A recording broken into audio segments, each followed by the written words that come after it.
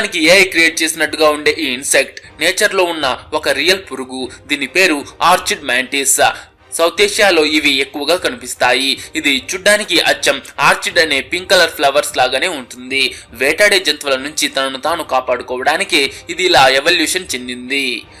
Normal ఇసుకలాగా కనిపిస్తున్న దీనిపై రాయి విసిరినప్పుడు లోపల వాటర్ ఉన్నట్లు కనిపించింది. దీన్ని చాలా మంది క్విక్ శాండ్ అని అనుకుంటారు, కానీ ఇది జస్ట్ మురికి నీరు మాత్రమే.